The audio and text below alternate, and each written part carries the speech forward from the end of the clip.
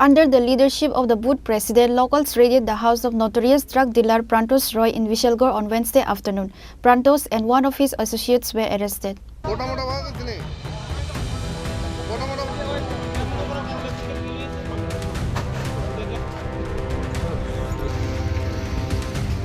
The youths of the state are abusing drugs, which is why they are forced to involve in illegal activities. Most of the arrested thieves are identified as drug users. As such, under the leadership of the booth president, locals raided the house of notorious drug dealer Prantosh Roy in Bishalgarh on Wednesday afternoon. Prantosh and one of his associates were arrested. Car wheels, coffee making machines, electric fans, and many stolen items were recovered from his house.